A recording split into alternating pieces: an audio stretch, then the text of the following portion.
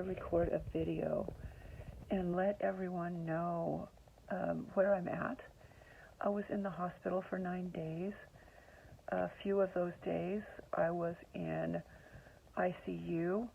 I had ketoacidosis and some salt problems and some things that caused me to be combative in the hospital. And I have had COVID-19 and I was on a ventilator.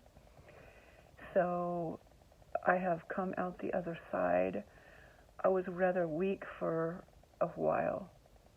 For about a week, I was so weak, and I came out of the hospital, and the ventilator tore up my throat, and it's just now getting better. I remember the first time I ate my first meal instead of Jell-O. That was amazing. As you can see, I had to cut off all of my waist-length hair because by the time I came out of ICU, it was too knotted up to save. But I have been doing well at home. Jesse and Johnny have been taking good care of me. I have lost 30 pounds. I don't know, when I was in that state in the hospital, what caused all the weight loss, but it has been a blessing in disguise, I would say.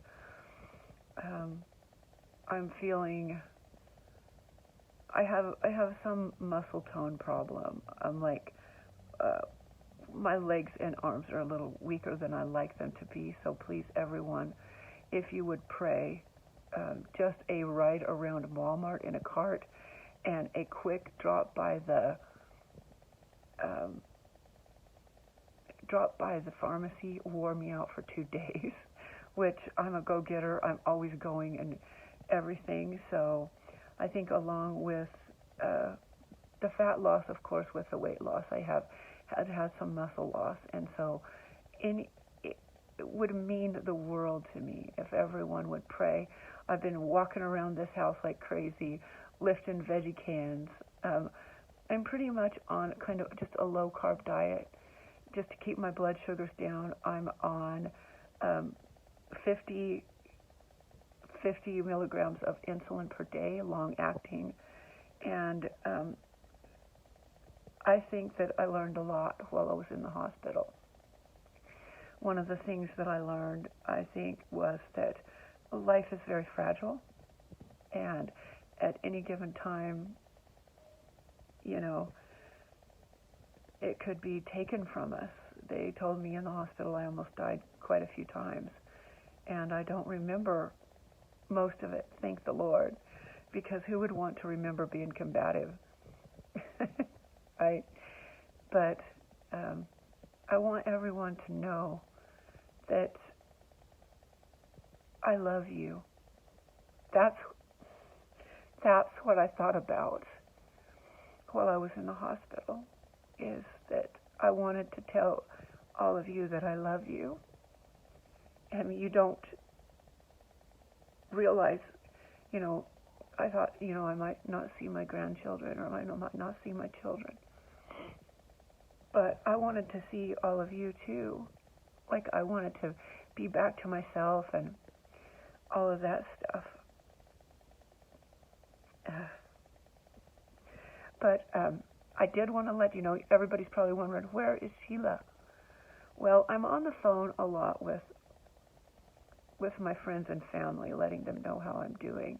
And that's kind of the reason I haven't really been on Facebook or texting and everything, texting people and stuff like that. I do want to, but it seems like just about the time that I'm about to do it, I'll get tired or another family member will call.